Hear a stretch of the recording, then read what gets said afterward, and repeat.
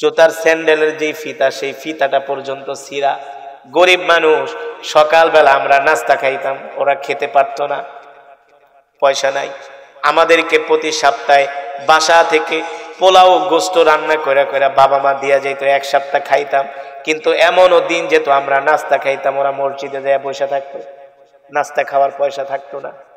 কিন্তু বিশ্বাস করেন, জীবদ্দশায় এমন এমন ছাত্র দেখেছি।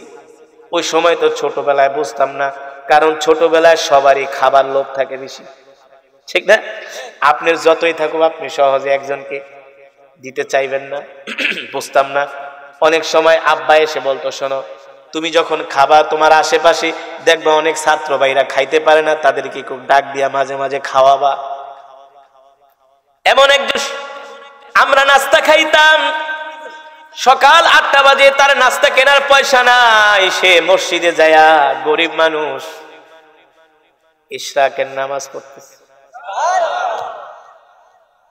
গরিব, স্যান্ডেল পর্যন্ত শীতের দিনে ছিঁড়ে গেছে, অন্যের স্যান্ডেল পাই দিয়া বাথরুমে যায়, লুঙ্গি কয়েক জায়গা দিয়া তালি মারা। কিন্তু তাদেরকে নামাজের প্রথম কাতারে পাওয়া যায়, সবক শোনানো পড়াশোনায় তাদেরকে নাম্বার আউয়াল, সবার 1 নম্বরে পাওয়া যায়। গরিব, নামাজে সবার কাতারে, মসজিদ মাদ্রাসার খেদমতে সবার আগের কাতারে। খাওয়া দাওয়া টাকা পয়সা নাই, গরিব মানুষ শুকায়া কাঠ হয়ে গেছে, দেখতেই বোঝা যায় হত দরিদ্র। রাসূলের এমন একজন সাহাবী ছিল যার নাম হলো জুলাইবিব। নাম কি?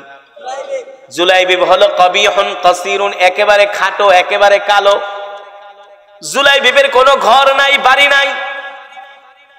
যখন রাত্রিবেলা ঘুমানোর সময় হয়, সবাই নিজে নিজের বাড়িতে যায় ঘুমায়, আর জুলাইবিব মসজিদে নববীর বারান্দায় ইট মাথার নিচে দিয়া ঘুমায় থাকে।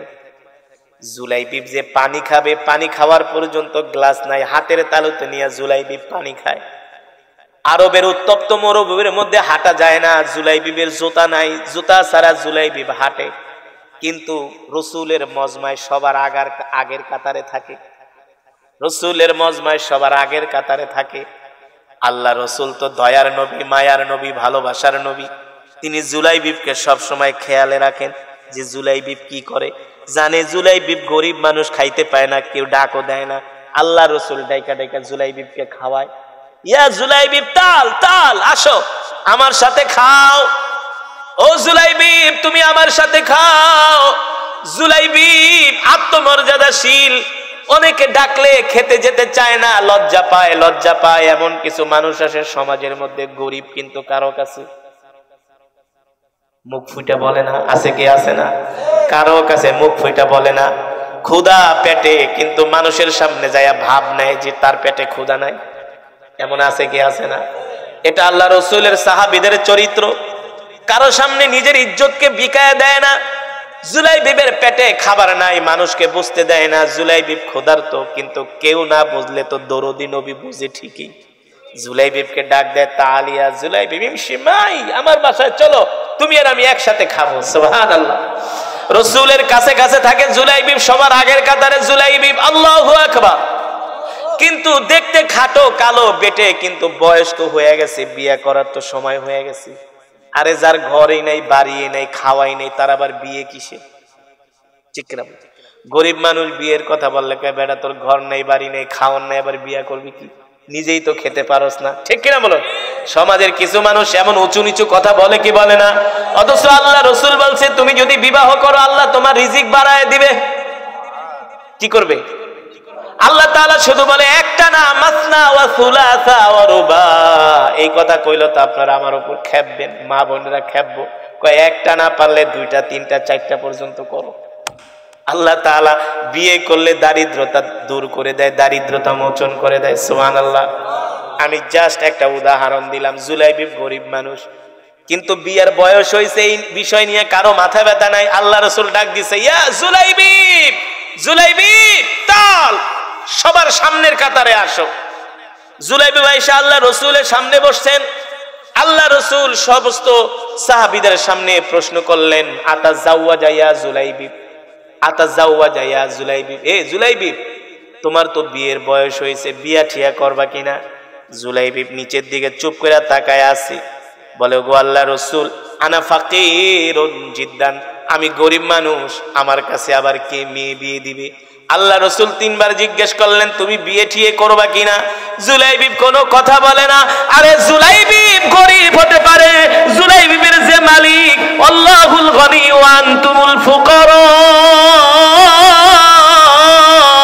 জুলাইবিব গরিব হতে পারে, জুলাইবিবের মালিক কখনো গরিব না। আপনি আমি গরিব হতে পারি, আপনাকে আমাকে যিনি সৃষ্টি করেছেন তিনি কোনদিন গরিব? আরে জোরে বলে না কেন? আল্লাহুল গনি ওয়া আনতুমুল ফুকারা।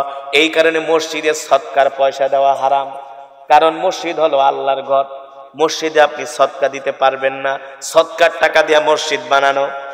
আপনি সদাকা দিবেন মাদ্রাসায়, কারণ মসজিদ হলো আল্লাহর ঘর।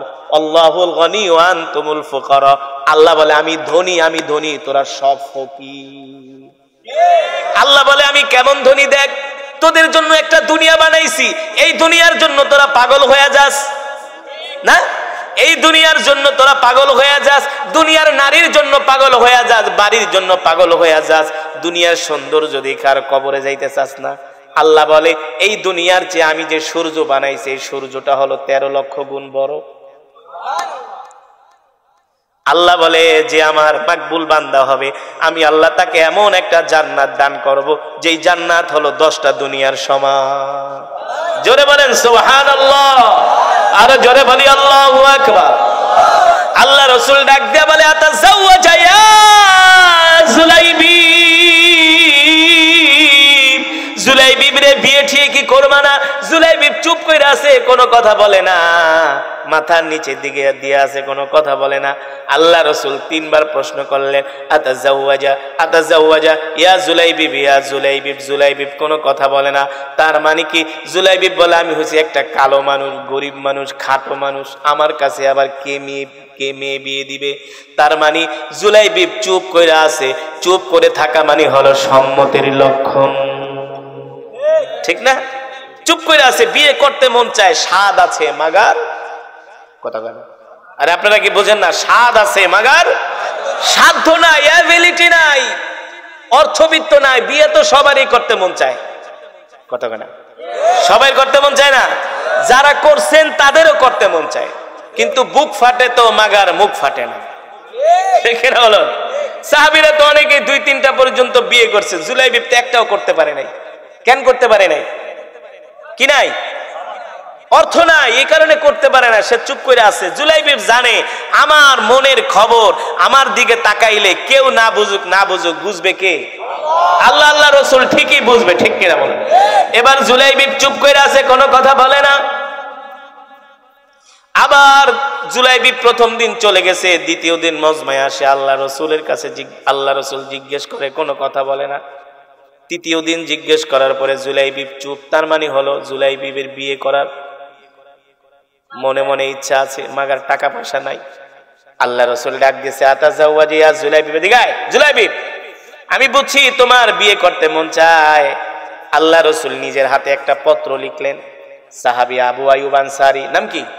মদিনার সবচেয়ে ধনাঢ্য ব্যবসায়ী, ধনাঢ্য সাহাবী, সবচেয়ে বড় লোক, ধনী মানুষ আবু আইয়ুব আনসারী। তার একটা মেয়ে আছে যাকে বলা হয় হুরে মদিনা, মদিনার সবচেয়ে সুন্দরী কন্যা। আল্লাহ রাসূল পত্র লিখে দিলেন, যাও আমার এই সাহাবীর কাছে পত্র দিবা, তার মেয়ের সাথে আমি তোমাকে বিবাহ দেওয়ার জন্য প্রস্তাব করেছি। সুবহানাল্লাহ। এই বিয়ের প্রস্তাব তো দুনিয়ার কোন সাধারণ মানুষ দেয় নাই, এই বিয়ের প্রস্তাব দিয়েছেন ওয়া মা আরসালনাকা ইল্লা রাহমাতাল লিল আলামিন। আল্লাহু আকবার। রাহমাতুল লিল আলামিন বিয়ের প্রস্তাব দিয়েছে। এই বিয়ে ফিরায় দিবে পৃথিবীর এমন কারো সাহস নাই, আছে? আল্লাহ রাসূলের পত্র দিলেন জুলাইবিবের কাছে। জুলাইবিব একবার পত্রের দিকে তাকায়, আর একবার তার নিজের দিকে তাকায়, কয় আল্লাহ রাসূল করছে এটা কি? এমন এক সাহাবীর মেয়ের সাথে আমার বিয়ের আয়োজন, বিয়ের প্রস্তাব দিছি, যেই বাড়ির দারোয়ান হওয়ার যোগ্যতা আমার। আমি তো কালো, আমি তো গরিব, আমি তো খাটো, আমি তো বেটে না। সব বেটারাই কিন্তু লম্বা ছেলে পছন্দ করে, সে তো আবার খাটো কালো বেটে। কয় হায় রে, আল্লাহ রাসূল তো পত্র লেখা দিছে, একবার পত্রের দিকে তাকায়, নিজের দিকে চিন্তা করে, কি বলবে যদি প্রস্তাব নেওয়া যায়? আবার মনে মনে ভাবে আল্লাহ রাসূল প্রস্তাব দিছে, দুনিয়ার সাধারণ কোনো মানুষ প্রস্তাব দেয় নাই, সুতরাং এই প্রস্তাব ফিরানোর মতো সাহস এই দুনিয়ার কারণে। জুলাইবি বুকে সাহস নিয়ে চলে গেলেন সাহাবীর বাড়িতে, যে দরজায় নক করতেছেন, ইফতাহিল বাব, দরজা খোলেন, দরজা খোলেন। সাহাবী আবু আইয়ুব আনসারী রাদিয়াল্লাহু তাআলা আনহু দরজা খুললেন, দেখলেন দরজা খুলে দেখে তার ঘরের দরজার সামনে একটা ব্ল্যাক গোল্ড দাঁড়ানো। ব্ল্যাক গোল্ড বোঝেন তো? কালো সোনা। কি? হ্যাঁ, কালো ছেলেদের যোগ্যতা বেশি, তাই বলে যে সব ফর্সাদের নাই তেমন না। কালো ছেলেরা পরিশ্রমী হয় বেশি, তারা হার্ড ওয়ার্ক করতে জানে বেশি। একেবারে কালো আর খাটো ব্ল্যাক গোল্ড দরজার সামনে দাঁড়ানো, আসলেই তো সোনা, ঠিক কিনা বলেন? তারা তো আসলেই সোনার মানুষ, আর আমাদেরকে বলা হয় সোনার মানুষ, আমরা হলাম পুরা বেজাইল্লা মানুষ না। ঘরের দরজার সামনে রাসূলের সাহাবী জুলাইবি দাঁড়ানো। আবু আইয়ুব আনসারী বলে, কেন আসছো আমার বাড়িতে? মুখ দিয়া যদি কিছু কই তাইলে তো প্রথমে না করে দিব। সে চুপ করে থাইকা আল্লাহ রাসূলের পত্রটা তার হাতে তুলে দিলেন, নেন, কিছু বলুম ঠলুম না, যা বলতে আসছে সব পত্রের মধ্যেই লেখা আছে। আল্লাহ রাসূলের পত্রটা হাতে দিলেন সাহাবী আবু আইয়ুব আনসারীর হাতে। তিনি একবার পত্রের দিকে তাকায় আর একবার পাত্রের দিকে তাকায়, পত্রের দিকে তাকায় আর একবার। কি করবে? বিয়ের প্রস্তাব তো দিছে আল্লাহর নবী, এই বিয়া ফিরাইয়া দেওয়ার সাহসটা তার। কি করবে চিন্তা করে পারতেছে না। তিনি ঘরের দরজাটা লাগায় ঘরের মধ্যে গেলেন। এইদিকে জুলাইবি অনেকক্ষণ দাঁড়ানোর পরে আর ধৈর্যে কুলায় না, কাদুর আমার মতো গরিব মানুষের কাছে কি আর বিয়ে দিবে? এই কথা চিন্তা করে সেও মন খারাপ করে আল্লাহ রাসূলের বাড়ির দিকে হাঁটা শুরু করছেন। এইদিকে পত্র নিয়ে আবু আইয়ুব আনসারী ঘরের মধ্যে গেলেন। তার সুন্দরী কন্যা ডাক দিছে, তাআলাউ ইয়া আবি, ও আমার সম্মানিত পিতা, এদিকে আসেন। ব্যাপারটা কি? দেখলাম আমাদের ঘরের দরজার সামনে একটা ছেলে আসলো, ঘরের দরজা লাগাই দিলেন, আপনার হাতে কি? দেখে আল্লাহ রাসূল তার নিজের হাতে পত্র লিখে পাঠিয়েছেন। আল্লাহ রাসূল তার নিজের হাতে পত্র লিখে পাঠিয়েছেন তার সুন্দরী কন্যার সাথে জুলাইবিবের সাথে বিয়ে দেওয়ার জন্য। সুবহানাল্লাহ বলেন।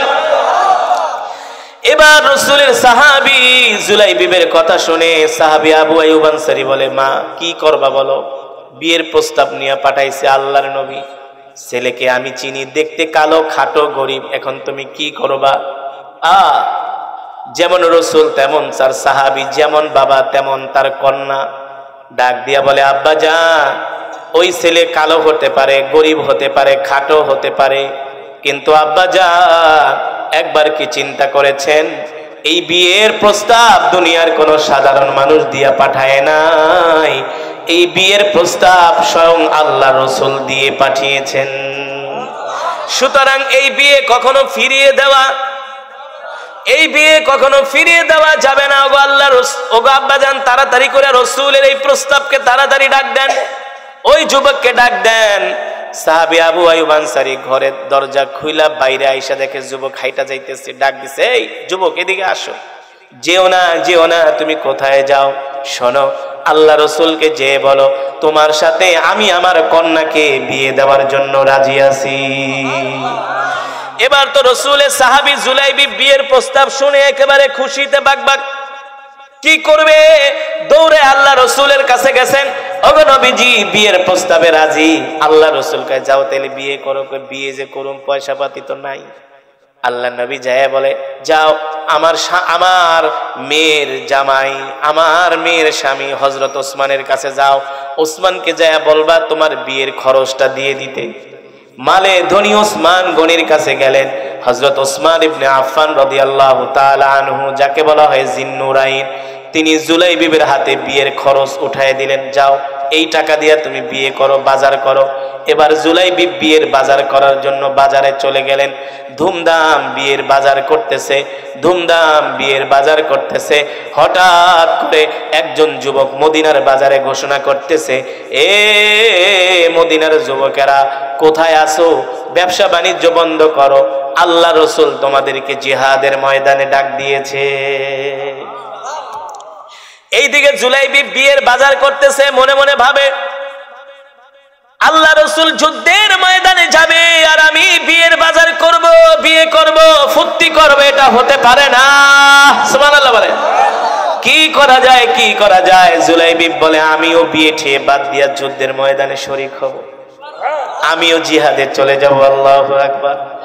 তার কাছে যে বিয়ের অর্থ ছিল ওই অর্থ দিয়ে একটা ঘোড়া কিনছে, তরবারি কিনছে। বিয়ের বাজার শেষ, বিয়ের বাজার বাদ। ওই বিয়ের অর্থ দিয়ে ঘোড়া কিনেছে, নতুন তরবারি আর ডাল কিনেছি যুদ্ধের ময়দানে যাওয়ার জন্য। সুবহানাল্লাহ। আর আমরা হইলে তো কত সুযোগ খুঁজতাম, আল্লাহ নবীরে যাই কইতাম জীবনে বিয়া তো একটাই করো, আমাকে একটু রুখসত দেন। অথচ আল্লাহ নবী তাকে নিজেই বিয়ে করার জন্য পাঠিয়েছে। আল্লাহ নবী তাকে যুদ্ধের ময়দানেও যেতে দিবে না, কিন্তু সে রসুলের এমন একজন আশেক, রসুলের এমন একজন পেয়ারা সাহাবী, সে বলে আমি বিয়ের বাসর ঘরে আনন্দ করব, আমার কলিজার টুকরা নবী যুদ্ধের ময়দানে কাফেরদের সাথে লড়াই করবে, এটা কোনোদিন হতে পারে না। এবার জুলাইবি নতুন ডাল তরবারি ঘোড়া কিনে যুদ্ধের ময়দানের দিকে রওনা শুরু করলেন। জুলাইবি মনে মনে ভাবে আল্লাহর নবী যদি আমাকে দেখা ফেলে, আল্লাহ রাসূল তো আমাকে চিনে ফেলবে, যুদ্ধের ময়দানে যেতে দিবে না। কি করা যায়? জুলাইবি কালো একটা কাপড় মুখের মধ্যে পেঁচালেন যাতে করে তাকে কেউ চিনতে না পারে। এবার কালো কাপড় মুখের মধ্যে পেঁচিয়ে জুলাইবি রাদিয়াল্লাহু তাআলা আনহু যুদ্ধের ময়দানের দিকে রওনা শুরু করলেন। কাফেরদের সাথে তুমুল লড়াই শুরু হয়ে গেল মুসলমানদের। সেই যুদ্ধে অনেক মুসলমান শহীদ হয়েছেন। এমন যুদ্ধ, রক্তক্ষয়ী সংঘর্ষ, রক্তক্ষয়ী যুদ্ধ কাফেরদের সাথে মুসলমানদের চলতেছে। মুসলমান শহীদ হয়, কাফেররাও জাহান্নামে যেতেছে। এক পর্যায়ে যুদ্ধ করতে করতে যখন যুদ্ধ থেমে গেল, আল্লাহ নবী ডাক দিয়া বললেন যাও যাও, আমার কোন কোন সাহাবী যুদ্ধের ময়দানে শহীদ হয়েছে তাদের লাশগুলো আমার কাছে নিয়ে এসো। সবার লাশগুলো আল্লাহ রসুলের সামনে এনে হাজির করা হলো। সাহাবীরা লাশ খুঁজতে খুঁজতে দেখেন কাফেরদের তাঁবুর কাছে একটা লাশ পড়ে আছে। ওই জায়গায় জুলাইবি সবার সম্মুখে অগ্রভাগে যায় কাফেরদের সাথে লড়াই করেছিলেন। সেই জায়গায় ছোট জুলাইবিবের লাশটা পড়ে আছে উহুদের ময়দানে, কালো কাপড় পেঁচানো, চেহারা চিনা যায় না। সাহাবীরা আয়েশা বলে গো আল্লাহর নবী, কাফেরদের তাঁবুর কাছে একটা লাশ দেখা যায়, ওই লাশটা কাদের আমরা শনাক্ত করতে পারছি না, মুখে কালো কাপড় পেঁচানো। আল্লাহর নবী বলে যাও যাও, যে দেখো মুখের কালো কাপড়টা সরায়া ওই লাশটা কার। এবার সাহাবীরা যায়া দেখেন ওই কালো কাপড় পেঁচানো ওই লাশটা আর কেউ নয়, সে হলো রাসূলের কলিজার টুকরা সাহাবী জুলাইবি। সে হলো রাসূলের কলিজার টুকরা সাহাবী জুলাইবি রাদিয়াল্লাহু তাআলা আনহু। আল্লাহু আকবার। আল্লাহর নবী বললেন যাও যাও, আমার জুলাইবিবের লাশটা আমার কাছে নিয়ে আসো। এবার জুলাইবিবের লাশটা আল্লাহ রসুলের কাছে আনলেন। আল্লাহর নবী জুলাইবিবের লাশটা তার কোলের ভিতরে, কোল মোবারকে নিয়ে আল্লাহর নবী আদর করতেছে আর বলে জুলাইবিব রে, আমি তোমাকে পাঠাইছিলাম যুদ্ধের ময়দানে, কিন্তু আমি তোমাকে পাঠাইছিলাম বিয়ে করার জন্য, আমি তো তোমাকে যুদ্ধের ময়দানে পাঠাই নাই রে জুলাইবি। এ জুলাইবি, তুমি আমার মহব্বতে আল্লাহ রসুলের ভালোবাসায় তুমি বিবাহ করো নাই, তোমার বিয়ের পয়সা দিয়া ডাল কিনা তরবারি কিনা যুদ্ধের ময়দানে এসে শহীদ হয়ে গেল। আল্লাহ রসুল আসমানের দিকে তাকায় বলে আল্লাহ, আমি আমার জুলাইবির উপর সন্তুষ্ট, আপনিও সন্তুষ্ট হয়ে যা। জোরে বলেন সুবহানাল্লাহ। আল্লাহ, আমি আমার জুলাইবির উপর সন্তুষ্ট, আপনিও সন্তুষ্ট হয়ে যান। আল্লাহু আকবার। আল্লাহর নবী জুলাইবিবকে আদর করতেছে। হঠাৎ করে নবীজি আসমানের দিকে তাকায় আর জুলাইবিবের দিকে তাকায়। আল্লাহ রসুলের চেহারা মোবারক থেকে মুস্কি মুস্কি হাসি আসতেছে। সাহাবারা প্রশ্ন করলেন ওগো রসুল, আপনি হাসেন কেন? বলে শোনো, আমি যখন জুলাইবিবের লাশটা আমার কোলের ভিতরে নিলাম, দেখতেছি জান্নাত থেকে একদল হুর দৌড়ায় দৌড়ায় জমিনে আসতেছি। হুর আয়েশা বলে ওগো আল্লাহ রসুল, আপনার জুলাইবি আপনি পাঠাইছিলেন বিয়ে করতে, কিন্তু আপনার জুলাইবি বিয়ে করতে যায় নাই। সেই বিয়ের অর্থ দিয়া ডাল আর তরবারি কিনা জুলাইবি আয়েশা যুদ্ধের ময়দানে শহীদ হয়ে গেছে। আল্লাহ তাআলা আমাদেরকে পাঠাইছে জুলাইবিবের লাশটা দেন, আমরা জুলাইবিবের লাশটাকে জান্নাতে নিয়ে যাব। জুলাইবিবের লাশটাকে আমরা জান্নাতে নিয়ে জান্নাতের পানি দিয়া গোসল করাবো। আল্লাহু আকবার, জোরে বলুন আল্লাহু আকবার। আল্লাহ রাসূল জুলাইবিবকে আদর করতেছেন আর বলতেছেন, জুলাইবিব রে, তুই আমাকে এত ভালোবাসোস, কেউ না জানলে আমি নিজে জানি। আমি জানি আমার জুলাইবিব গরিব, আমার জুলাইবিবের ঘর নাই, বাড়ি নাই। আমার জুলাইবিব ক্ষুধা লাগলে না খেতে, কেউ না বুঝলে আমি রাসূল বুঝি। আল্লাহু আকবার। এমন একজন আশিক ছিলেন রাসূলের সাহাবী জুলাইবিব। ও মুসলমান, আমরাও সেই নবীর উম্মত, আমরাও সেই রাসূলের উম্মত। আসুন আমরাও সেই নবীকে আমরা আমাদের জীবন দিয়া ভালোবাসি, ঠিক কিনা বলো? শুধু মুখে মুখে না, মুখে মুখে না, আমরা তো এখন মুখে মুখে রাসূলকে ভালোবাসি,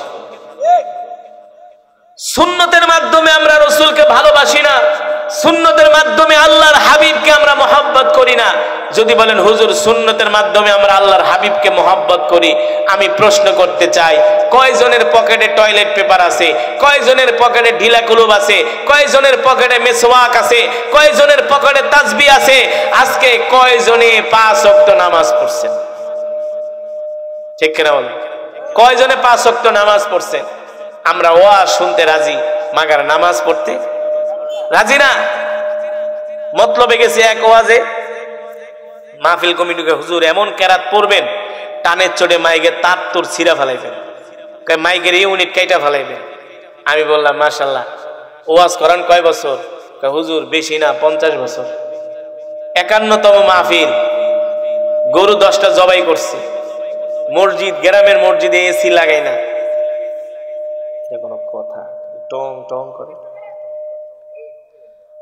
আমি বললাম গ্রামের মসজিদের ভিতরে এসি লাগাইছেন, ওয়াজ তো ভালোই শোনেন। হুজুর এই যে 10 গরু জবাই করছে, 50,000 মানুষ খাওয়াইমু, আজকে 50 বছর ধরে এই মাহফিল আমাদের, আজকে 50 বছর ধরে এই মাহফিল করি। সেক্রেটারি আয়গা, হুজুর এমন ওয়াজ করবেন যাতে মানুষ কাঁথার তলে থেকে উঠায়, কাঁথার তলে থেকে উঠে আইসা পড়ে। আমাকে বলতেছে, আমি বলি শোনেন ইমাম সাহেব, আপনি কি এই মসজিদের ইমাম? হুজুর আমি এই মসজিদের ইমাম। এই ভাই, বাস্তব ঘটনা শোনেন তো। ইমাম সাহেব, আপনার মসজিদে শুক্রবারে মুসল্লি হয় কেমন? জুমার দিনে। হুজুর একটা কথা কইলেন, পুরা মসজিদে জায়গা দেওয়া যায় না, ছাদের ভিতরে মানুষ দাঁড়ায়। এলাকার পোলাপানকে, হুজুর মাঝে মাঝে ওযুখানায়ও দাঁড়ায়, এত নামাজি। তো মাশাআল্লাহ। তো ইমাম সাহেব শুক্রবারে জুমার দিনে জায়গা দিতে পারেন না, খুব ভালো কথা। হুজুর আমার মুসল্লিরা খুব ধার্মিক, যে ওয়াজ শোনে সারাদিন ওয়াজ শোনে। এই শীতের দিন বুঝেন না, আমি শীতের দিনে ওয়াজ তো শুনতে এসে গরম খিচুড়ির লোভে।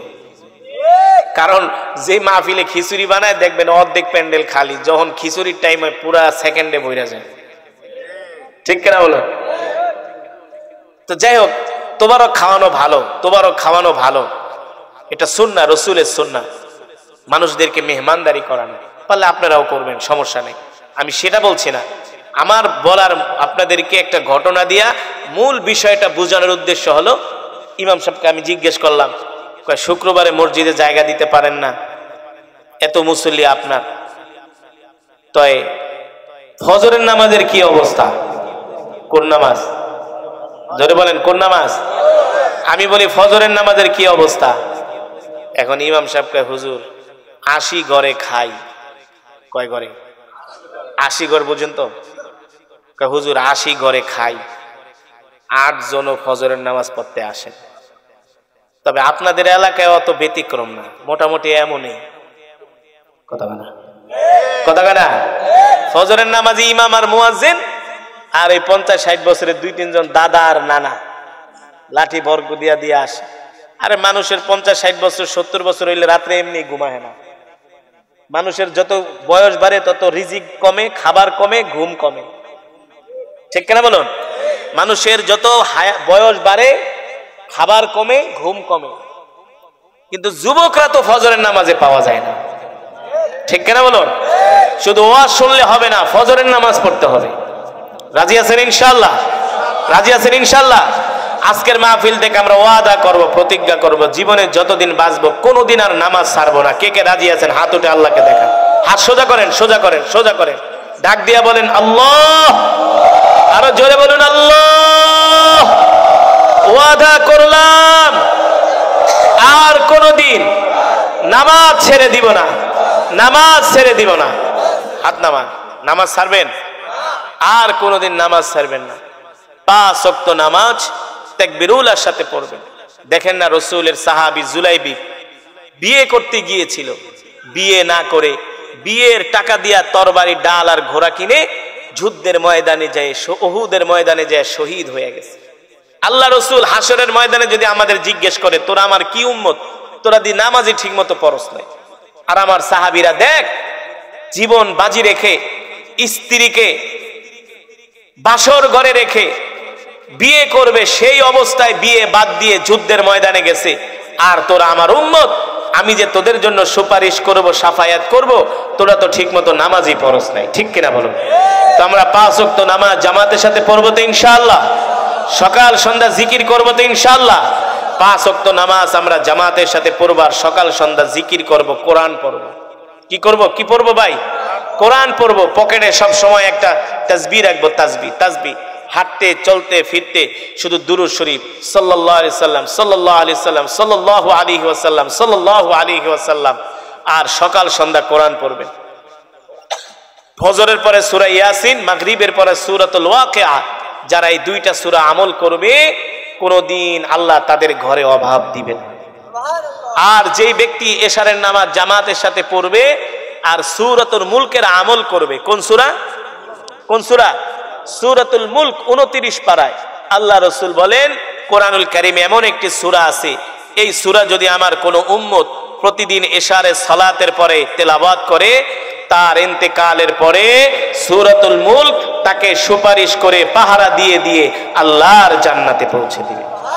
সূরাতুল মুলক বলে কেউ যদি আমাকে আমল করে, আমাকে তেলাওয়াত করে, তার ইন্তেকালের পরে যদি আল্লাহ তাকে জান্নাত না দেয়, স্বয়ং আমি আল্লাহর সাথে ঝগড়া করব। আল্লাহু আকবার।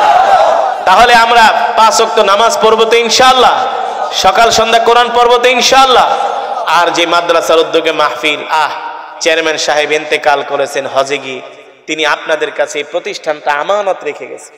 এই প্রতিষ্ঠানটা আপনাদের জন্য আমানত। আজকে এই মাদ্রাসা না থাকলে এই তলেবে ইলমরা এই এলাকায় আসতো না, আলেম ওলামারা আসতো না।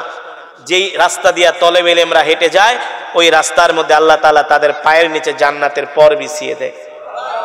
আরে আপনারা ফজর নামাজ পড়েন না, নামাজ পড়েন না, কিন্তু এই মাদ্রাসার ছাত্ররা রাত 3টা বাজে উঠে কোরআন পড়ে। জানেন, আইসা দেখেন তারা রাত এই ভোর 4টা-5টা বাজে উঠা যায়, ফজরের 1 ঘন্টা আগে উঠা তাহাজ্জুদ পড়ে, তারপরে তারা কোরআন পড়ে। এই সওয়াব আপনাদের এলাকায় যত কবর আছে সব কবরে সওয়াব যাইতেছে। তাহলে আপনারা এই মাদ্রাসাটাকে ভালোবাসবেন তো ইনশাআল্লাহ, এই মাদ্রাসাকে মহব্বত করবেন তো ইনশাআল্লাহ। এই প্রতিষ্ঠানটা চেয়ারম্যান সাহেব আমানত রেখে গেছে, প্রতিষ্ঠান কইরা গেছে, কিন্তু এটা এখন রক্ষণাবেক্ষণের দায়িত্ব প্রত্যেকটা মুসলমানের। ঠিক কিনা বলুন? তাহলে আমরা আমাদের জান দিয়া, মাল দিয়া, সময় দিয়া আমরা এই মাদ্রাসাকে ভালোবাসবো, মাদ্রাসার পাশে থাকবো। আল্লাহ তাআলা আমাদের সকলকে তৌফিক দান করুন, এই মাদ্রাসাকে কবুল করুন। যারা এত সুন্দর মাহফিলের আয়োজন করেছেন, আজকের মাহফিলের সম্মানিত সভাপতি, প্রধান অতিথি, বিশেষ অতিথি, যারা আপনারা দূর দূরান্ত থেকে আসছেন, আল্লাহ তাআলা সকলকে কবুল করুন। দোয়া না করে যাবেন না, বসেন, দোয়া না করে যাবেন না। আর সকলেই নামাজ পড়বেন, সকলেই নামাজ পড়বেন। আমাদের দক্ষিণবঙ্গের ঢাকা শহরের একটা ঐতিহ্য হলো উত্তর অঞ্চলে মাহফিলে শুরু হয় রাত 9টা বাজে, এশারের পরে ভাত ঠাত খায়া তারা 9টা বাজে মাহফিলে আসে, আর মাহফিল শেষ হয় রাত 2টা বাজে, একটাও ফজরের নামাজ পড়ে না। আমি ওই দিন পাবনা গেছি, আমাকে বয়ান দিছে রাত 12:30টায়। আমি বলি এখন যদি আমি 1-1.5 ঘন্টা ওয়াজ করি রাত 2টা বাজবো, তা আপনারা কোন জায়গার বুজুর্গ যে রাত 2টা বাজে বাইতে যে একেবারে ফজরের নামাজটা পড়বেন? এই যুবকরা। পরে আমি বলছি এই কালচার বাদ দেন, এটা আমাদের দক্ষিণবঙ্গ ঢাকা শহরের আশেপাশে এটা সুন্দর একটা সিস্টেম। মাহফিল শুরু হয় আসরের পরে, রাত 11টা, 11:30টার মধ্যে মাহফিল শেষ হয়ে যায়। এই বাড়িতে যাবেন আধা ঘন্টা সময় লাগবে, লাগবে না? যে খাবার দাবার আছে, ঘুমাইতে ঘুমাইতে 12টা, 12:30, আরামসে 5 ঘন্টা ঘুমায় ফজরের নামাজ পড়তে পারবেন। ঠিক কিনা বলুন? তাহলে নামাজ পড়বেন তো ইনশাআল্লাহ। মাশাআল্লাহ, আল্লাহ তাআলা সকলকে কবুল করুন। এই মাদ্রাসাটা আমি দেখলাম বিশাল একটা বিল্ডিং হচ্ছে, সভাপতি সাহেব বলেছে 35 লক্ষ টাকা খরচ। আরে এটা আপনাদের জন্য কোনো ব্যাপার না, দেওয়ার মালিক। শুধু আপনারা হিম্মত করবেন, চেষ্টা করবেন, আল্লাহ তাআলা ব্যবস্থা করে দিবেন। দেখবেন ইনশাআল্লাহ আল্লাহ তাআলা এই এলাকার উপর রহমত নাজিল করুন। প্রত্যেকটা কবরকে আল্লাহ তাআলা জান্নাতের বাগান বানায় দিন, বলি আমিন। দুরূদ শরীফ পড়ি। আল্লাহুম্মা সাল্লি আলা মুহাম্মাদ ওয়া আলা আলি মুহাম্মাদ কামা সাল্লাইতা আলা ইব্রাহিম ওয়া আলা আলি ইব্রাহিম ইন্নাকা হামিদুম মাজিদ। আল্লাহুম্মা বারিক আলা মুহাম্মাদ ওয়া আলা আলি মুহাম্মাদ কামা বারাকতা আলা ইব্রাহিম ওয়া আলা আলি ইব্রাহিম ইন্নাকা হামিদুম মাজিদ। আস্তাগফিরুল্লাহ আস্তাগফিরুল্লাহাল আযীম আস্তাগফিরুল্লাহাল্লাযী লা ইলাহা ইল্লা হুয়াল হাইয়ুল কাইয়্যুম আতুবু ইলাইহি লা হাওলা ওয়ালা কুওয়াতা ইল্লা বিল্লাহিল আলিয়্যিল আযীম। অনেকে অসুস্থ, দোয়া চেয়েছেন, সকলেই অসুস্থতার জন্য দোয়া করব। আমি অসুস্থ, আমার জন্য একটু খাস করে দোয়া করবেন। অনেক মা বোনেরা আছেন, দোয়া চেয়েছেন, অনেকেই দূর দূরান্ত থেকে আসছেন, সকলে আমরা সকলের জন্য প্রাণ খুলে দোয়া করব। চেয়ারম্যান মরহুম না, মরহুম চেয়ারম্যান আব্দুর রাজাক মোল্লা, মাদ্রাসার সভাপতি জনাব শাহজাহান মোল্লা সাহেব, তারপরে এলাকার অনেক প্রবাসী যুবক ভাইয়েরা বিদেশে থাকেন, তাদের জন্য দোয়া করব। ময়মুরব্বী যারা ইন্তেকাল করেছেন সমস্ত মুরদেগানদের জন্য দোয়া করব। আপনারা যারা অনেক মুরব্বী আছেন, আমার ভালো লাগে দক্ষিণবঙ্গের মাহফিলগুলোতে অনেক মুরব্বীদেরকে পাওয়া যায়, কিন্তু যুবকদের উপরে ঠাড়া পড়ছে, ওদের সংখ্যা কম, তো মুরব্বীদের সংখ্যা বেশি। বিক্রমপুরের সাইডে আবার যুবকদের সংখ্যা বেশি, বিক্রমপুরের পোলাপান আবার নামাজ পড়ে বেশি যুবকরা। তো আমাদের সমাজটাকে পরিবর্তন করতে হবে, এটা দাওয়াত ও তাবলীগের মাধ্যমে, দাওয়াত ও তাবলীগের মাধ্যমে। চাই দেখেন কয়টা যুবক আছে, অথচ এই এলাকার সব যুবকগুলা যদি আসতো এই প্যান্ডেলে জায়গা দেওয়া যেত না, জায়গা দেওয়া যেত। আপনারা রাগ করতেছেন, এখন উচিত কথা কইলে তো কবেন হুজুরের কথা, আরে আল হাক্কু মুরুন, হক কথা তিতা।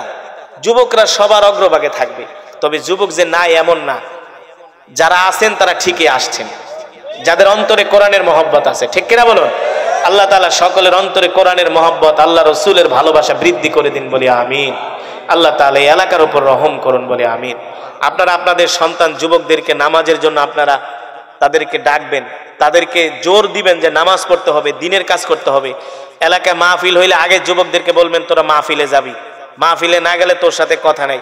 এভাবে করে যুবকরা আজকে নেশাখোর হয়ে যাচ্ছে, মাদকাসক্ত হয়ে যাচ্ছে। বাংলাদেশে চুরি ডাকাতি বাইরা জিতেছে, এগুলা কারা করে? ভারতের তো লোক এসে করে, সব বাংলাদেশের যুবকরাই করে, ঠিক কিনা বলুন? তা আমাদের উচিত তাদেরকে দাওয়াত ও তাবলীগের মাধ্যমে, ওয়াজ মাহফিল, দ্বীনি কাজের মাধ্যমে তাদেরকে বুঝানো, তাদেরকে দ্বীনের পথে আনা, ঠিক কিনা বলুন?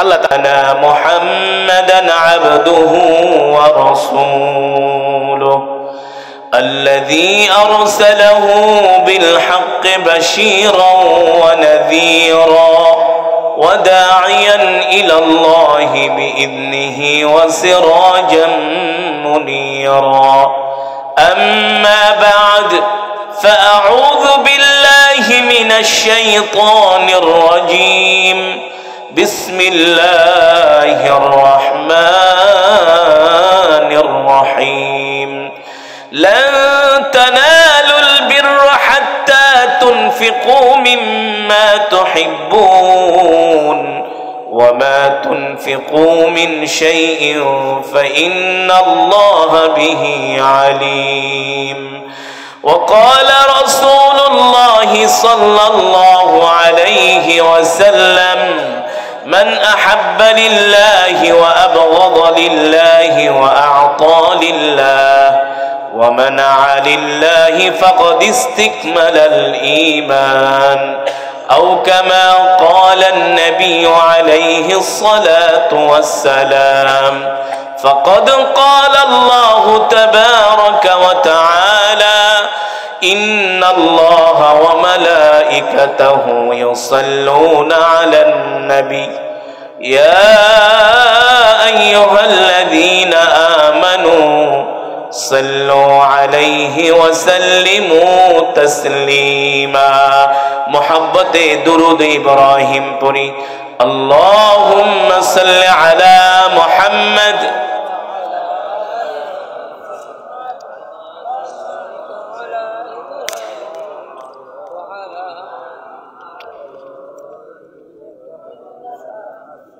শুনুন, কোরআনুল কারীমের তেলাওয়াতের পরে সবচেয়ে উত্তম ইবাদত আমল হচ্ছে রসুলের প্রতি দুরূদ শরীফ পড়া, সবচেয়ে আমল।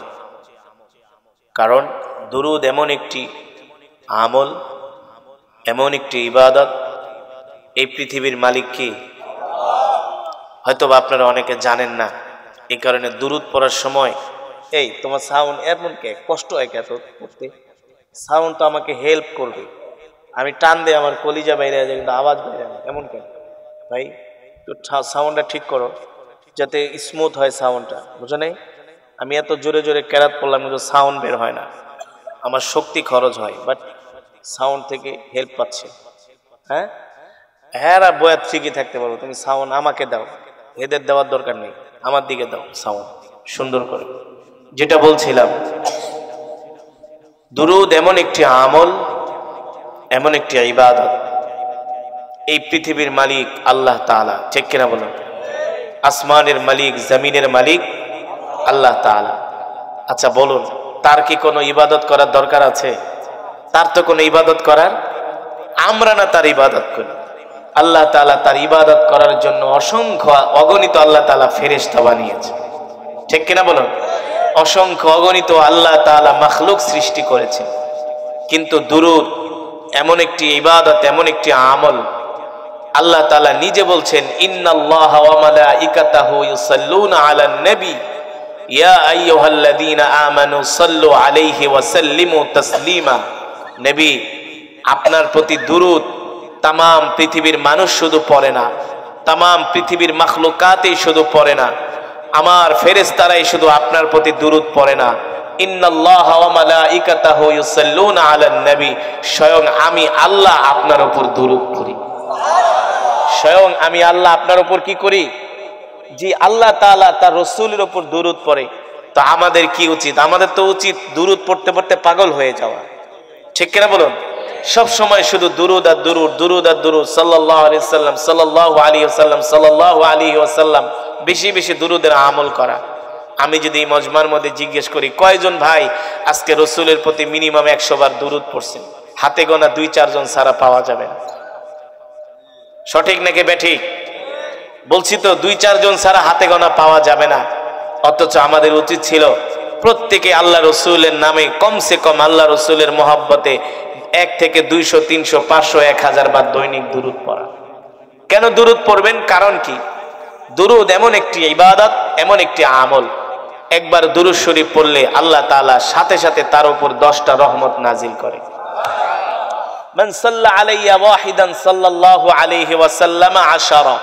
আল্লাহ রাসূল বলেন, কেউ যদি আমার প্রতি একবার দুরূদ পড়ে সাথে সাথে আল্লাহ তাআলা তার 10টা গুনাহ মাফ করে দেয়। কয়টা গুনাহ? আরো জোরে বলুন, কয়টা গুনাহ? আল্লাহ তাআলা সাথে সাথে তার 10টা গুনাহ মাফ করে দেয়।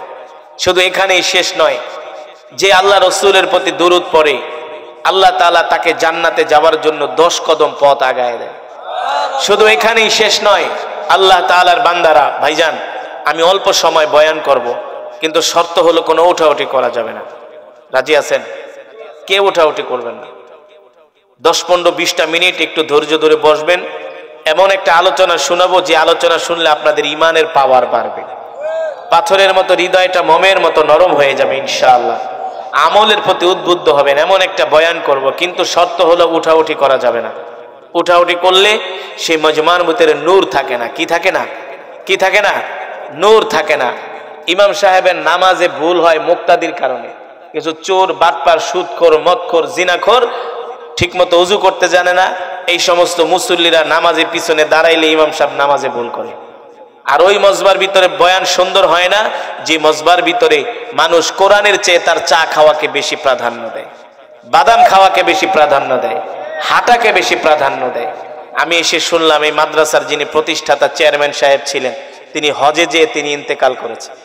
তার মৃত্যু তো মকবুল মৃত্যু হয়েছে, সে তো বেঁচে গেছে, সে তো বেঁচে গেছে। রাসূলের হাদিস, হজে যে কেউ যদি ইন্তেকাল করে আল্লাহ তাআলা তাকে বিনা হিসাবে জান্নাত দিবেন। সে ভালো মানুষ ছিল। হ্যাঁ, তার কবরের সামনে আছে, এসে আমি শুনেছি। ভাইরা আমার, যে চলে গেছে সে তো বেঁচে গেছে, কিন্তু আপনার আমার কি আমল আছে বলেন, যে আমল দিয়ে আমরা জান্নাতে যেতে পারবো? কোনো আমল নাই। আমাদের আমলটুকু এতটুকুন যে আমরা কোরআনের মহব্বতে বসবো। কেন বসবো? আল কোরআন হুজ্জাতুল লাকা ওয়া আলাইকা, হাসরের ময়দানে এই কোরআন আপনার আমার পক্ষে সাক্ষী দিবে। কি করবে? ওই চেয়ারম্যান সাহেব বেঁচে থাকলে তিনিও আজকের মাহফিলে থাকতেন না? তো আপনি জীবনে বাদাম হাঁটা চলা গল্প বহুত করতে পারবেন। এই মাহফিল আপনি আগামী বছর পাবেন কিনা, বেঁচে থাকি কিনা কোনো গ্যারান্টি আছে? এই বছর আছি, আগামী বছর নাও থাকতে পারি, ঠিক কিনা বলুন? তো এবার আসুন, কি যেন বলছিলাম, দুরুদের আমলের কথা মনে আছে তো ইনশাআল্লাহ? মনে আছে তো ইনশাআল্লাহ? তো যেটা বলছিলাম, রসুলের প্রতি কেউ যদি একবার দুরুদ পড়ে, সাথে সাথে এই দুরুদ নিয়ে ফেরেশতারা মদিনাতুল মুনাওয়ারায় হাজির হয়ে যায়। আল্লাহ রসুল জিজ্ঞেস করে ফেরেশতারা, এই দুরুদ কে পড়ছে? ওগো নবীজি, আপনার অমুক উম্মত পড়ছে। তার নাম কি? এই নাম। তার বাবার নাম এই নাম। তার দাদার নাম এই নাম। আল্লাহ রসুল বলে, ফেরেশতা, আমি আমার উম্মতের চেহারা একটু দেখতে চাই। তখন আল্লাহ তাআলা রসুলের সামনে আমাদের চেহারা তুলে ধরে। আল্লাহ রসুল বলেন, তোমরা সাক্ষী থেকো যে উম্মত আমাকে না দেখে আমার মহব্বতে দুরুদ পড়েছে, আমি নবী সেই উম্মতকে ছাড়া বেহেশতে যাব। জোরে বলেন সুবহানাল্লাহ। তাহলে আরেকবার একটু মহব্বতে আমরা দুরুদ পড়তে পারবো তো ইনশাআল্লাহ? আল্লাহুম্মা সাল্লি আলা মুহাম্মাদ ওয়া আলা আলি মুহাম্মাদ কামা সাল্লাইতা আলা ইব্রাহিম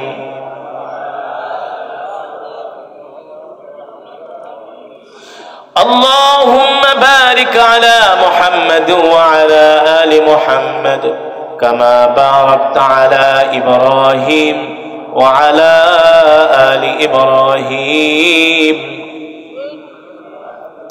بلغ العلا بكماله كشف الدجى بجماله حسنت جميع خصاله صلوا عليه وآله ذكر كر لا إله إلا الله لا إله إلا الله لا إله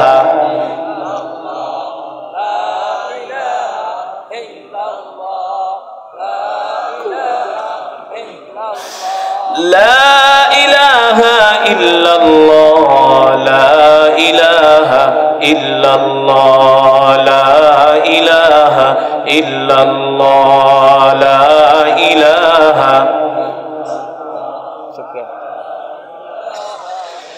لا إله إلا الله محمد رسول الله জোরে জোরে বলি সাল্লাল্লাহু। আলহামদুলিল্লাহ, আল্লাহ তাআলার দরবারে লাখো কোটি শুকর যে আল্লাহ সুবহানাহু ওয়া তাআলা আজকে আমাদেরকে এত সুন্দর কোরআন ও হাদিসের মাজমা জান্নাতের বাগান, এই বাগানে আল্লাহ তাআলা আসার বসার তৌফিক দিয়েছেন, কোরআনুল কারীমের তেলাওয়াত শোনার সুযোগ করে দিয়েছেন। এই জন্য আমরা শুকরিয়া আদায় করি, বলি আলহামদুলিল্লাহ।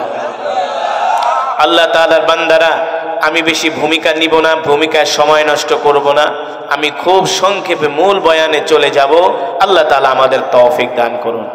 যেটা বলছিলাম, আপনারা এই মাহফিলে আসছেন কেউ 1 মাইল 2 মাইল 3 মাইল দূর থেকে, এর চেয়ে তো আর বেশি না, এর চেয়ে বেশি। কিন্তু কি জানেন, রসুলের সাহাবীরা একটা হাদিস শোনার জন্য 2500 কিলোমিটার 1500 কিলোমিটার সফর করেছে, শুধু একটা হাদিস শোনার জন্য। কয়টা হাদিস শোনার জন্য? আল্লাহ রসুলের ইন্তেকালের পরে রসুলের একজন সাহাবী ছিলেন যার নাম হলো আবু দারদা। জোরে বলুন, নাম কি? যার নাম হলো আবু দারদা রাদিয়াল্লাহু তাআলা আনহু। এই আবু দারদা অনেক হাদিস মুখস্থ করেছেন আল্লাহ রসুলের থেকে সরাসরি। আল্লাহ রসুলের ইন্তেকালের পরে আবু দারদা মদিনা ছেড়ে তিনি চলে গেলেন দামেস্কে, কারণ রসুল মদিনায় নাই। আবু দারদারও মদিনায় ভালো লাগে না, রসুল মদিনায় নাই, রসুলের চেহারা মোবারক দেখতে পারে না। এই কারণে আবু দারদা চলে গেলেন সেই মদিনা থেকে সিরিয়ার রাজধানী দামেস্ক। যে মদিনা থেকে সিরিয়ার রাজধানী দামেস্ক হলো প্রায় 2500 কিলোমিটার। কয় হাজার? 2500 কিলোমিটার। 2500 কিলোমিটার দূরে তিনি চলে গিয়েছেন সিরিয়ার রাজধানী দামেস্কে। রসুলের ইন্তেকালের পরে তার আরেক সাহাবী শুনেছেন রসুলের এমন একজন সাহাবী আছে যে কিনা সরাসরি আল্লাহ রসুল থেকে হাদিস মুখস্থ করেছেন। এখন তো নবী মদিনায় নাই, কার থেকে হাদিস শুনবে? এখন তো নবী মদিনায় নাই, তার ইচ্ছা হলো রাসূলের একটি হাদিসের মহব্বতে তিনি 2500 কিলোমিটার সফর করবে। সুবহানাল্লাহ। রাসূলের এই সাহাবী মদিনা থেকে তিনি রওনা করলেন সিরিয়ার রাজধানী দামেস্কের দিকে। সিরিয়ার রাজধানী দামেস্কে তো আর 1 মাইল 2 মাইল 10 মাইল 100 মাইল না, 2500 কিলোমিটার রাস্তা। কয়েক মাস সফর করে জার্নি করে তিনি সিরিয়ার রাজধানী পৌঁছালেন। যখন সিরিয়ার রাজধানী পৌঁছান, সিরিয়ার রাজধানী দামেস্কের মসজিদে তিনি আসরের নামাজ আদায় করলেন। আসরের নামাজ আদায় করার পরে তিনি মানুষদেরকে জিজ্ঞেস করতেছেন, আইনা আবু দারদা, এ আবু দারদা কে? আবু দারদা কে চিনো নাকি? কোথায় আবু দারদা? বলে হ্যাঁ, সে তো আমাদের ইমাম। কোথায় আবু দারদা? বলে হুয়া ফিল মসজিদ, সে তো মসজিদে আছে। কোথায় আছে? বলে তার কামরায় যাও। এবার আবু দারদার কামরায় গেলেন। আবু দারদার কামরায় গিয়ে দেখলেন আবু দারদা বসে বসে রাসূলের হাদিস পড়তেছেন। তিনি জিজ্ঞেস করলেন, আনতা আবু দারদা, আপনি কি আবু দারদা? বলে নাম, আমার নাম হলো আবু দারদা, আমার নাম হলো আবু দারদা। মিন আইনা জিতা, আপনি কোত্থেকে আসছেন? বলে জিতু মিনাল মাদিনা, আমি মদিনা থেকে আসছি। আপনি মদিনা থেকে আসছেন মানে এখান থেকে তো মদিনা কয়েক হাজার কিলোমিটার রাস্তা, আপনি মদিনা থেকে কেন আসছেন? বলে শোনেন, আমি শুনেছি রাসূলের ইন্তেকালের পরে আপনি অনেক হাদিস আল্লাহ রাসূলের জবান থেকে সরাসরি শুনে শুনে মুখস্থ করেছেন। আল্লাহ রাসূলের হাদিস শোনার জন্য আমি সেই মদিনা থেকে 2500 কিলোমিটার রাস্তা জার্নি করে সফর করে এসেছি। তিনি অবাক হয়ে গেলেন, আপনি মদিনা থেকে আসছেন? বলে আমি মদিনা থেকে আসছি। বলে বলেন কি? বলে হ্যাঁ, আমি মদিনা, জিতু মিনাল মাদিনা ইলা শাম, আমি মদিনা থেকে শামে আসছি রাসূলের হাদিস শোনার জন্য। এই কথা শোনার পরে রাসূলের সাহাবী তাকে জড়ায় ধরলেন আর বললেন, শোনেন, আপনি যে মদিনা থেকে হাদিস শোনার জন্য সিরিয়ার রাজধানী দামেস্কে আসছেন, এই যে কষ্ট করলেন, মেহনত করলেন, আপনি কি জানেন আল্লাহ তাআলা আপনার জন্য কি পুরস্কার রেখেছেন? ওই সাহাবী ডাক দিয়া বলে, আল্লাহ আল্লাহ রাসূলই ভালো জানেন। আবু দারদা ডাক দিয়া বলেন, শোনেন, যারা দ্বীন শেখার জন্য, ইলম শেখার জন্য ঘর থেকে বের হয়ে যায়, আল্লাহ রাসূল বলেছেন, মান সালাকা তরিকান ইয়ালতামিসু ফীহি ইলমান সাহালাল্লাহু লাহু বিহি তরিকান ইলাল জান্নাহ। যারা দ্বীন শেখার জন্য ঘর থেকে বের হয়ে যায়, আল্লাহ তাআলা তাদের জন্য জান্নাতের পথকে সহজ করে দেয়। এই যে আপনারা কোরআনের মাহফিলে আসছেন, কেন আসছেন? কোরআন শোনার জন্য। কথা বলে না, ঠিক না? নিজেরা সহি করে অনেকেই কোরআন পড়তে পারেন না। যখন মাইকিং এ, লিফলেট, হ্যান্ডবিলে যখন শুনছেন একজন কোরআনের কারি আসবে, তার জবান থেকে একটু কোরআন শুনবো, যদি এই উসিলায় আল্লাহ মাফ করে দেয়, ঠিক কিনা বলেন? দুনিয়ার আর কোনো উদ্দেশ্য নাই। এই যে কত কষ্ট করে আসছেন, অনেকে রাত্রবেলা খাবারও খান নাই, কত কষ্ট করে আসছেন, মাহফিল শেষ করে বাড়িতে যাবেন, কত কষ্ট। এই যে কষ্টটা করছেন, মেহনত করেছেন, আল্লাহ তাআলার কসম করে বলি আপনাদের এই কষ্ট বিফলে যাবে না। আল্লাহ রাসূল বলেছেন, মান সালাকা তরিকান ইয়ালতামিসু ফীহি ইলমান সাহালাল্লাহু লাহু বিহি তরিকান ইলাল জান্নাহ। যারা দ্বীন শেখার জন্য, কোরআন শেখার জন্য, দ্বীনের ইলম অর্জন করার জন্য যারা ঘর থেকে বের হয়, আল্লাহ তাআলা তাদের জন্য জান্নাতের পথকে সহজ করে দেয়। এই মাদ্রাসায় অনেক তালেবে ইলম আছে, হাফেজে কোরআন আছে না? 4 জন হাফেজ সাহেবকে আমি পাগড়ি দিলাম। আরে ওরা তো দুনিয়াতে একটা সামান্য সুতার পাগড়ি পেয়েছে, কিন্তু এমন একটা সময় আসবে হাসরের ময়দানে আল্লাহ তাআলা তাদেরকে নূরের টুপি পরাবে। বলা হবে, ইকরা ওয়ারতাকি ওয়ারাতিল কামা কুনতা তুরাতিলু ফিদ দুনিয়া ফা ইন্না মানজিলাকা ইনদা আখিরি আয়াতুন তাকরাউহা। সেই দিন হাফেজে কোরআন এক আয়াত পড়বে আর জান্নাতের এক তলায় উঠবে। সুবহানাল্লাহ। তাদের গন্তব্য হবে 6666 তলা, কম বা বেশি। জোরে বলেন সুবহানাল্লাহ। আপনারাও বিফলে যাবেন না। সেই দিন হাফেজে কোরআনরা যখন জান্নাতে যাবে, তারাও আপনাদের জন্য সুপারিশ করবে। ও মুসলমান, এই দুনিয়ার জমিনে দ্বীনের কাজে যদি একটা কদম ফালান, সেটা কখনো বিফলে যায় না, ঠিক কিনা বলুন? বিফলে যায় না, না না। মান জাআ বিল হাসানাতি ফালাহু আশরু আমসালিহা। দান করছেন 1 টাকা, আল্লাহ দিবেন 10 টাকার সওয়াব। কোরআন শুনছেন এক হরফ, আল্লাহ তাআলা এক এক হরফে 10 হরফের সওয়াব দিবে, 10টা করে নেকি দিবে। সুবহানাল্লাহ বলেন। তাহলে বলেন কোন লস আছে নাকি? কোন লস নাই, লস নাই। এ তো বললাম রসুলের সাহাবীর একটা হাদিসের মোহাম্মত, কিন্তু রসুলের এমন একজন সাহাবী ছিল যার নাম হলো জুলাইবিব। নাম কি? জুলাইবিব। দেখতে জুলাইবিব একেবারে কালো। দেখেন, জুলাইবিব দেখতে কালো হতে পারে, কুসরি হতে পারে, গরিব হতে পারে, কিন্তু জুলাইবিবের দিলের মধ্যে আল্লাহ আল্লাহ রসুলের ইশক কাকে বলে, ভালোবাসা কাকে বলে। জুলাইবিব দেখতে একেবারে কবিহ, দেখতে একেবারে কাঠো, দেখতে একেবারে কালো, দেখতে একেবারে কসির, একেবারে ছোট, একেবারে ছোট বেটে রসুলের একজন সাহাবী যার নাম হলো জুলাইবিব। নাম কি? আরে জোরে বলুন। আমরা ছোটবেলায় অনেক সময় মাদ্রাসায় পড়তাম, অনেক ছেলেরা ভর্তি হইতো, দেখতে কালো, গরিবের ছেলে আছে না মাদ্রাসায়, জুতাও ঠিক মতো নাই, জুতার স্যান্ডেলের ফিতা ছিঁড়া, জুতার ফিতা ছিঁড়া।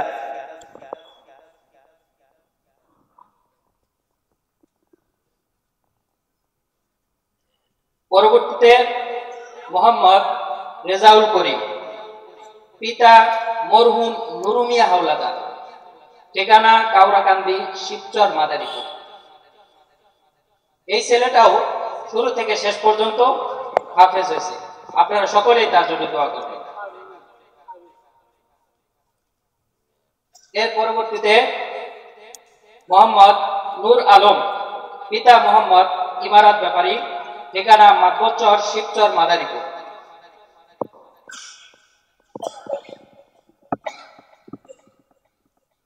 তারপর মোহাম্মদ আব্দুল্লাহ, পিতা মোহাম্মদ সোহরাব মাতবর, ঠিকানা মোল্লাকান্দি, শিবচর, মাদারীপুর। আপনারা সকলেই তার জন্য দোয়া করবেন, আল্লাহ তাকে যেন হক্কানি আলেম বানায়। এ পর্যায়ে দুইজন ছাত্র আমাদের ভোট থেকে স্টাম্প করছে, ওই দুইজন ছাত্রদের পুরস্কার বিতরণ করা হচ্ছে। মোহাম্মদ আব্দুল্লাহ, পিতা মোহাম্মদ সোহরাব মাতবর। মোহাম্মদ রেজাউল করিম, পিতা মরহুম নুরুমিয়া হাওলাদার। হ্যাঁ, পুরা মাদারীপুর বোর্ডের মধ্যে তারা স্টার ওই গোল্ডেন এ প্লাস পেয়েছে। আপনারা সকলেই দোয়া করবেন এবং জান মাল দিয়ে আমাদেরকে সাহায্য করবেন। এই পর্যায়ে আমাদের সামনে গুরুত্বপূর্ণ তথ্যবহুল ইখলাসযুক্ত আলোচনা করবেন আন্তর্জাতিক খ্যাতিসম্পন্ন মুফাসসিরে কোরআন, প্রাণপ্রিয় বক্তা কারি সাইদুল ইসলাম আসাদ, ঢাকা। কারি সাইদুল ইসলাম আসাদ, ঢাকা। হযরতকে তার মূল্যবান বয়ান পেশ করার সবিনয়ে অনুরোধ করছি।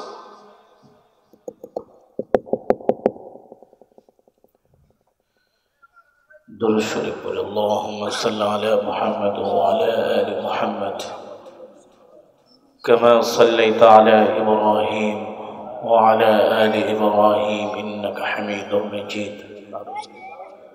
আল্লাহুম্মা বারিক আলা মুহাম্মাদ ওয়া আলা আলি মুহাম্মাদ কামা বারাকতা আলা ইব্রাহিম ওয়া আলা আলি ইব্রাহিম ইন্নাকা হামিদুম মাজিদ।